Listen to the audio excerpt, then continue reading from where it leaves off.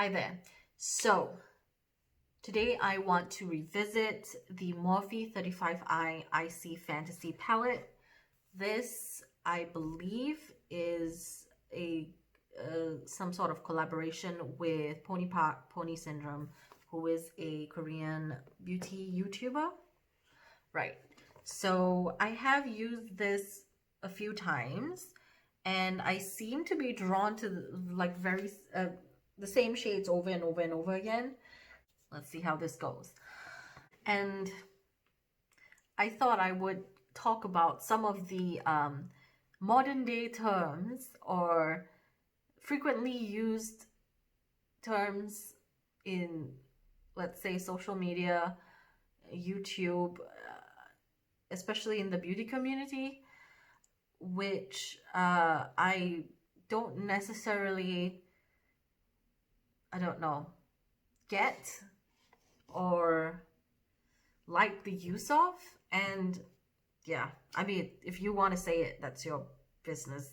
It's not for me to say, don't say this, but yeah, I'll just, yeah, yeah. What shade should I pick first?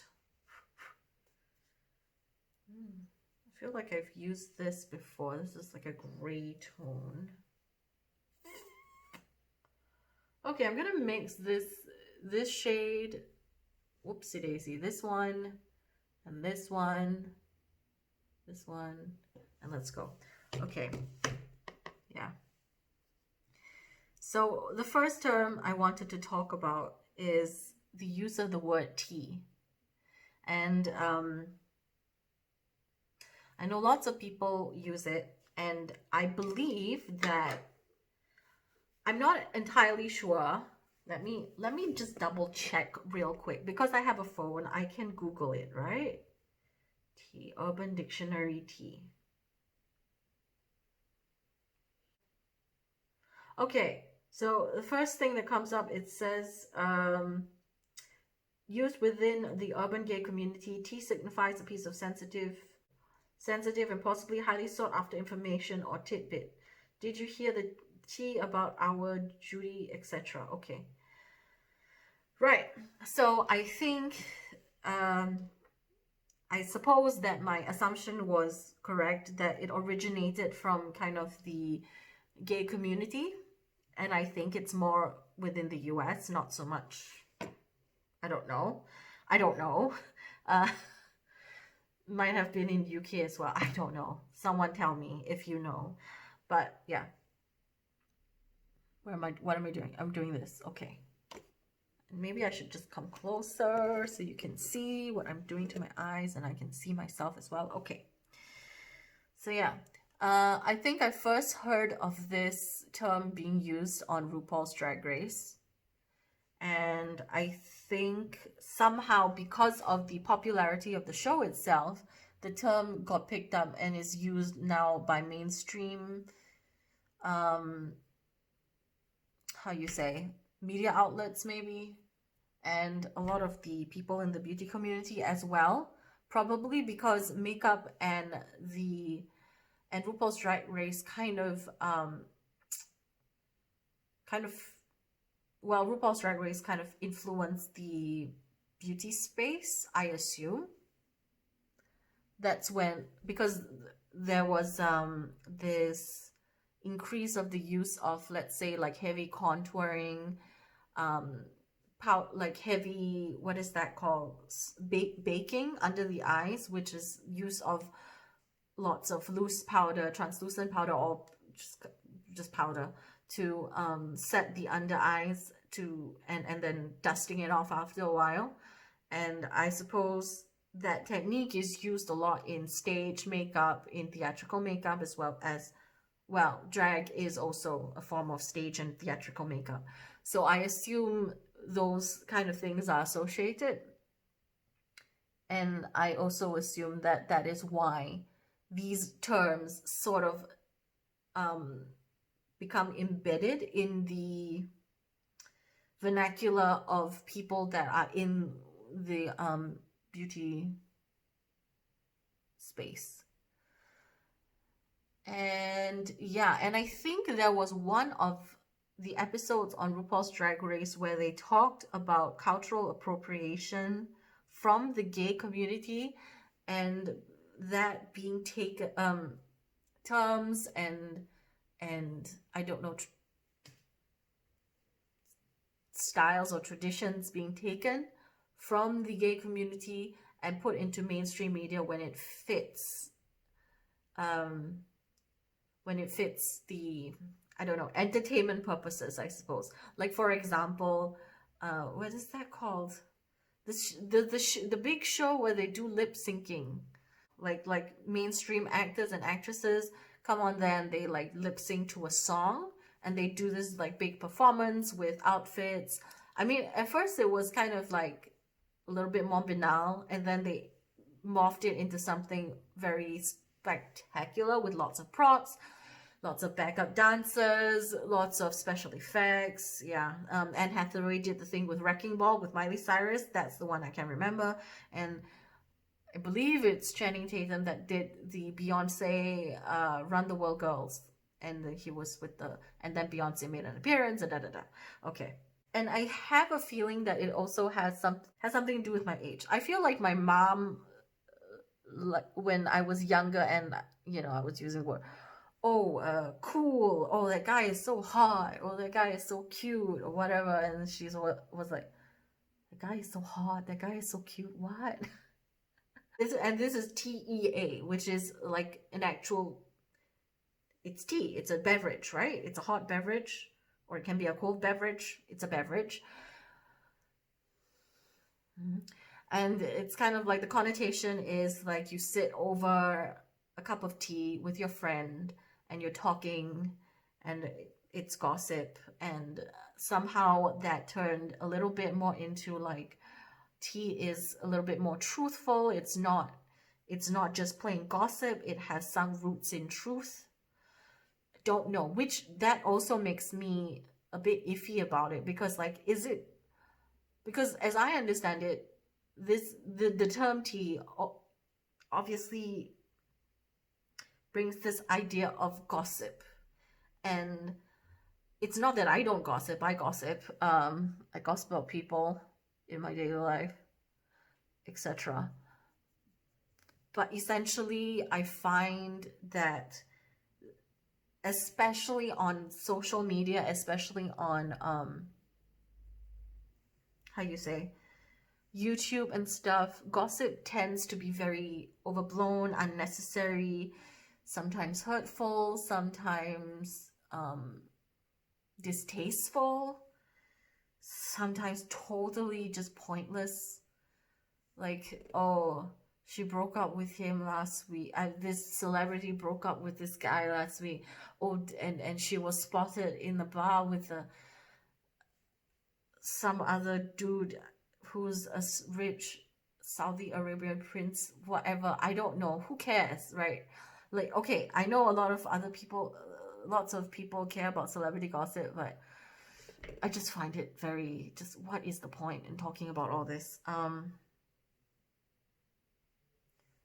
No problem if you like it. I personally don't like it. I just think it's not necessary to go into the speculate so heavily on the private lives of people that you don't know.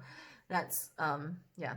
And that's not to say like I don't enjoy, how you say, social commentary videos, because somehow it feels like a lot of social commentary videos get like just automatically put under the umbrella of being like totally gossipy kind of unnecessarily gossipy kind of type of video.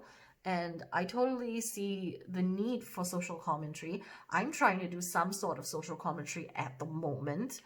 And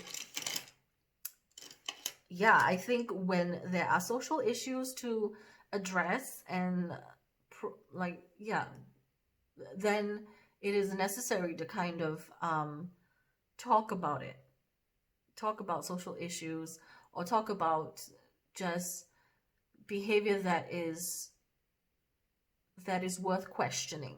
Yeah, that, let's just say that is worth questioning. Okay, I don't know what shade I'm going to use now.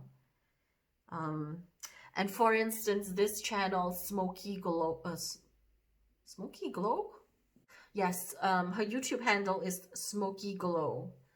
Let me see, what is her real name?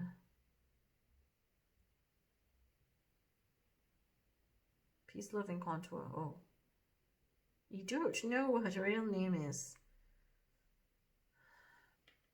Okay, I can't find her real name, but yeah. Her YouTube handle is Smokey Glow, and recently I've seen that she's been paid more attention to her channel, and a lot of her videos are very social commentary based, and she does have some sort of educational background in, I believe, sociology. I personally am doing a master's in sociology, so this is my perspective that I'm coming from. Slight background story about me, if you're interested in any sort of way. I did mass communications when I was younger, and then I did my bachelor's in psychology, a double major bachelor's in psychology and sociology, and now I'm doing my sociology master's degree. So that this is the perspective that I'm coming from. Smokey Glow, what she does is she talks about certain YouTube channels that are either like spreading misinformation or being a bit of a bully, people that have bullying behavior, having opinions that are questionable, having or saying things that are questionable, doing things that are questionable, these kind of issues. She covers a lot of those kind of things, and I won't really get into like who she covered and stuff. I mean, I'll link her channel down below if you're interested to check her out. But I find like her style of videos are typically more thought-provoking and not necessarily gossipy, where it's just like, oh my god, have you seen this person? Oh, yes. Did you see what she did? Da, da, da, da.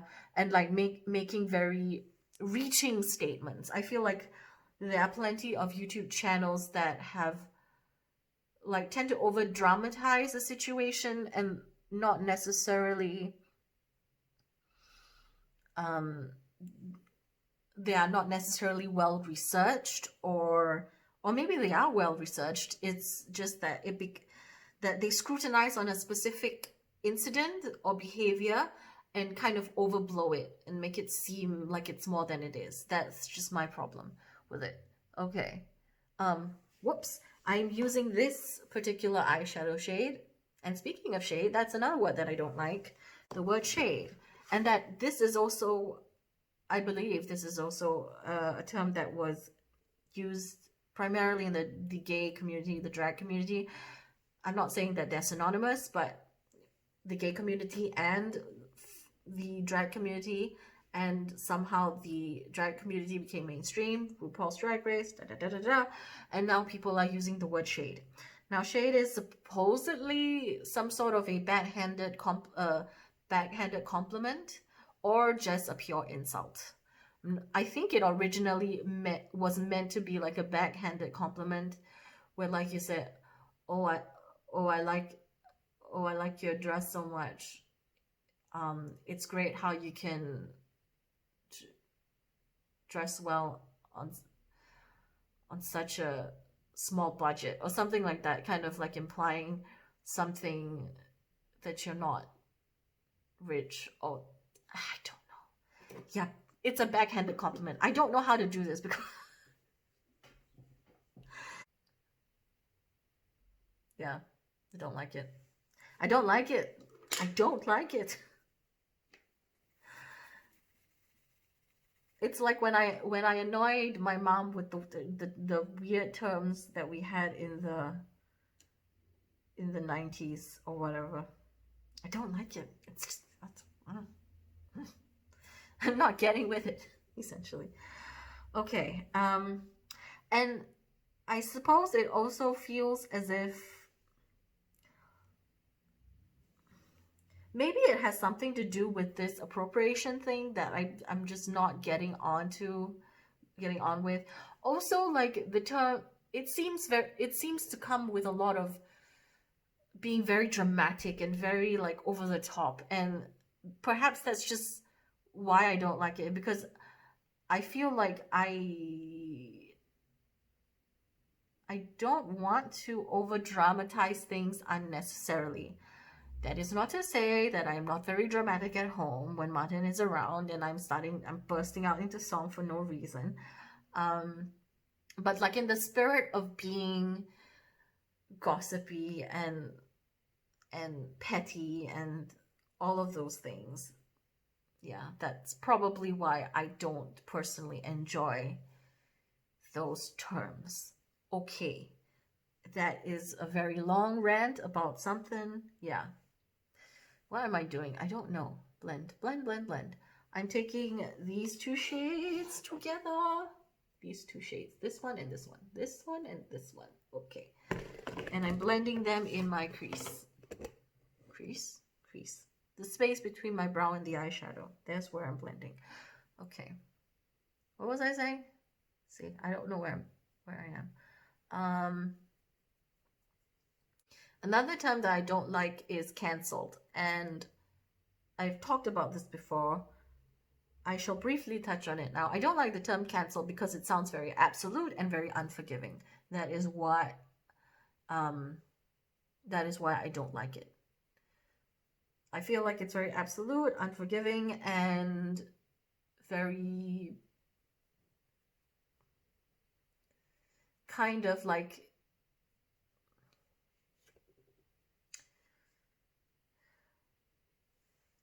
kind of dismissive, and also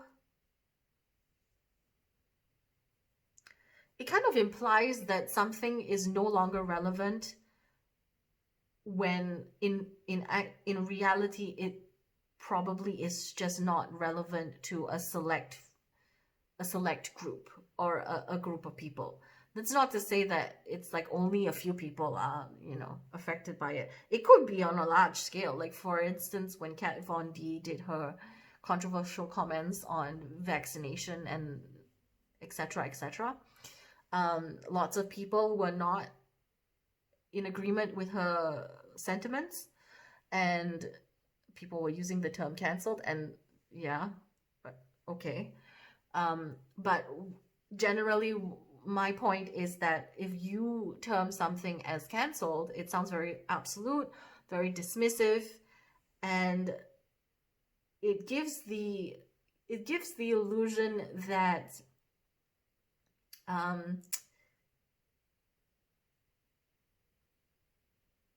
that is already, it's totally over with. But in actual reality, perhaps it's only a small group of people, could be a larger group of people, but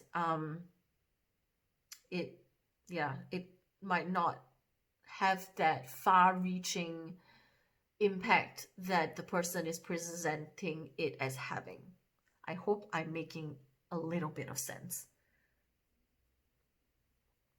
Okay, so that's another word that I don't like, and those are the reasons for it.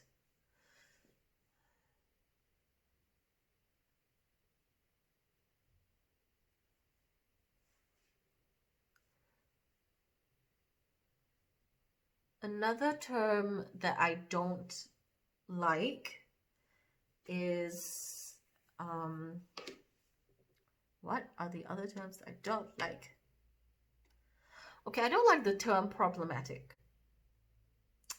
And I don't like it because it is very all-encompassing, kind of. Like you can, it feels like a very,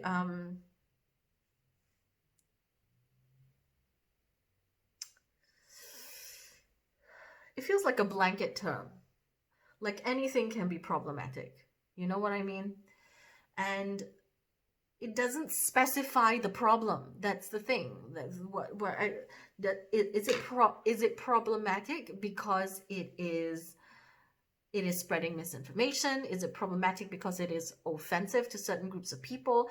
Is it problematic because it is downright bullying behavior? Is it problematic because it offends you. I don't know. Why is it problematic? And I feel like people just kind of like go to that word whenever anything's just like doesn't sit right with them, and they don't, and maybe they're not entirely sure why, and they just want to use it because it describes how they feel about it. And hopefully people will get on board because it's, I don't know. I just don't like that term. And I feel like it's a term that is a bit too generalized. And I know a lot of people within my peer group who are in sociology and like to use those terms. I personally don't like to use that term, and I think when it started like becoming a thing to say problematic, becoming a thing, you see, it's like a trend. I kind of like rolled with it a little bit, and then after that I was like, I think this is a bit too much of a throwaway term. Like, anything can be problematic. You need to tell me, you need to specify how it is problematic. And people typically don't go in depth into why it is problematic. Then again, you can also say the word that I used, questionable. In what way is it questionable? You need to specify what way. I don't know. Yeah. Maybe that could be a fair criticism of the way that I term things. However, I don't know. I suppose the word questionable is a little bit softer, and it's because it's a question. It's a question. Problematic already implies that there is something wrong and there needs a fix. I think that's why I prefer the term questionable over the term problematic, because the term problematic already implies that there is a problem, right? And there might not necessarily be a problem. You might think there is a problem, but you haven't specified the problem yet. So you should. And yeah, maybe that's why I don't like the word problematic. Okay. Rant over about problematic. My eyes are very purple and I haven't done much else. I've been just ranting about terms. Okay. I want to do something fun on top. Eee.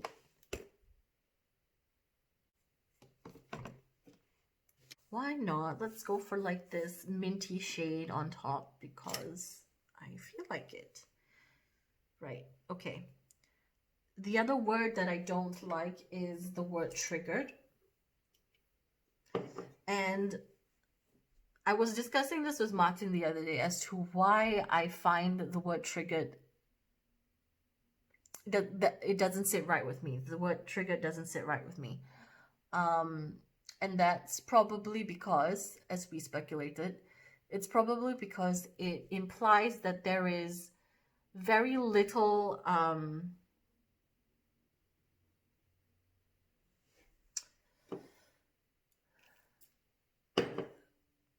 self-autonomy attached to the word, because when you think of triggered, you think of a gun and you think of a object that has the potential to cause a lot of damage.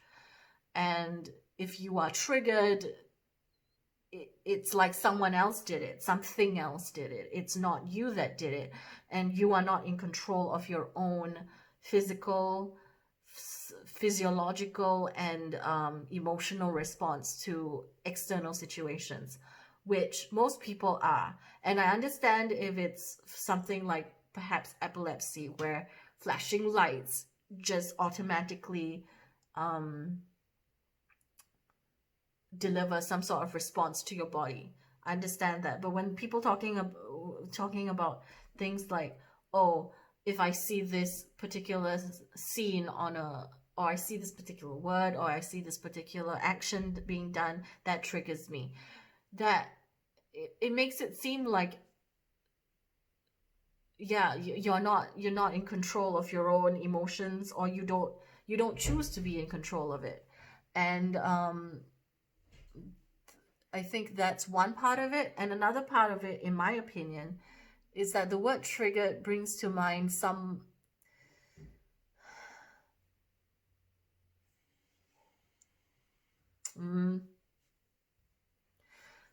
the word trigger brings to mind someone that is liable to go off at any point of time. Someone that is liable to, yeah, be self-destructive, either self-destructive or destructive of the things around them. And that is another reason why I don't enjoy the use of trigger so liberally, I would say, unless it is really like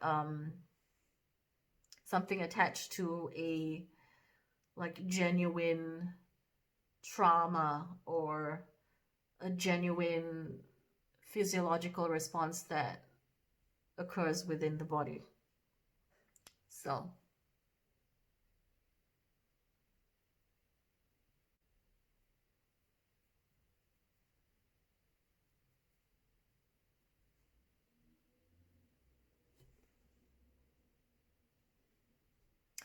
okay, another word that I don't like is the term slay. Um, and I'm not entirely sure like when it became popularized, but I believe it's that Formation video by Beyonce, and she was talking about slaying something. And there's nothing wrong with the word. I mean, I'm assuming that it has, yeah, like the only time I really heard that when I was younger was like when you're talking about slaying an actual dragon. Slaying a beast. So,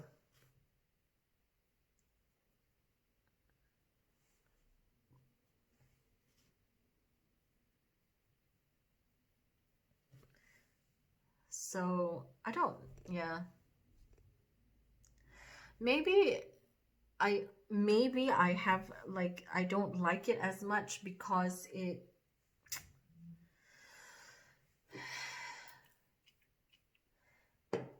always comes to being in combat with something and having to fight something all the time.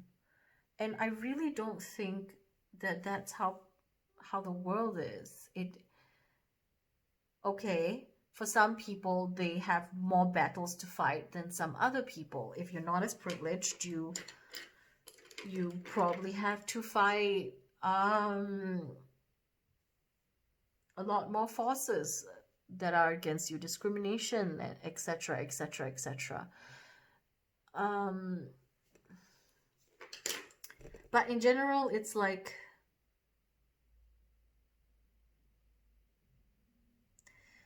when you talk about, I don't know, like for example, makeup, and you're doing makeup and then you're slaying your makeup. I understand it's just a little bit of fun. You're trying to dramatize something. Then again, you're like, what do you mean by slaying makeup? It's makeup. It's makeup. And everything's a game. You're slaying the game. You're slaying the selfie game.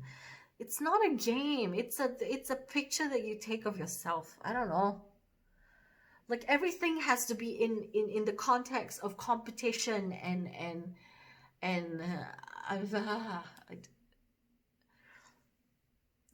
yeah.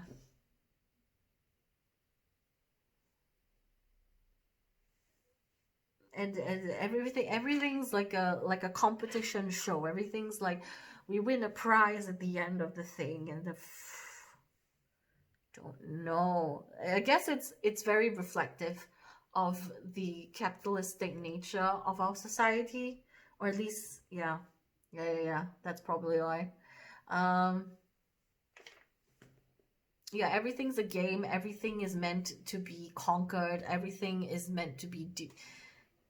Yeah, I think that's what annoys me the most about certain terms, that it's very reflective of seeing something to defeat when there is none, when there is nothing to be defeated.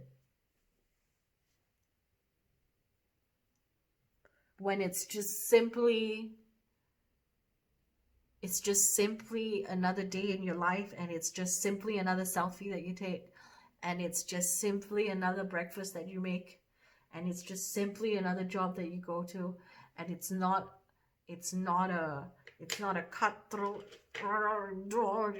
we have to put on some garment and gear and armor and all this, and it's just life. I understand that there are actual conflicts, there's conflict in the world, and I think maybe that's another reason why I don't like it, because there's actual conflict in the world, there are actual wars going on, there are actual people being killed, and the terms that we use for like very banal everyday things, like outfits and fashion and well, this applies more so to the beauty community, I suppose.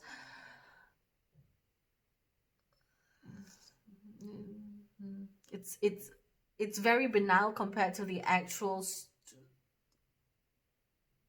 chaos that goes on outside our safe, comfortable world. Yeah. Okay, I think that's the end of my rant, because I don't, yeah, if I have any other words, I will do a part 2 of this. I don't know. Okay, so I think with this palette, this particular palette, I kind of go towards the same kind of purpley gray type of tones, because that's the only really matte shade that's deep enough in this palette. And let's say if I wanted to do more of like a green, this one is too light. But then again, it's meant to be like a pastel-y kind of palette. So yeah, I do enjoy this look. I haven't done this exactly, but I kind of get the same vibe every time I use this palette. So yeah, maybe the next time I'll just focus on the greens and not touch any of the purples, because I've gone into the purples quite a bit already. And this is a pressed glitter that I haven't tried yet. I don't really like pressed glitters, because even though they look stunning on the eye, I can never get them off, and they end up everywhere. It's very difficult to take off. So, but maybe next time I'll try to use it. Oh god, this lash. Enough rambling from me. If you have any comments, if you disagreed with anything that I said regarding the use of words and the semantics, I'll be very interested to see what you have to say, because I feel like discussion is healthy for people, and definitely there's no absolute to anything. So yeah, and if you have any words that annoy you, I'd also be interested to see what you have to say about those and why. So that's it from me, and ciao for now.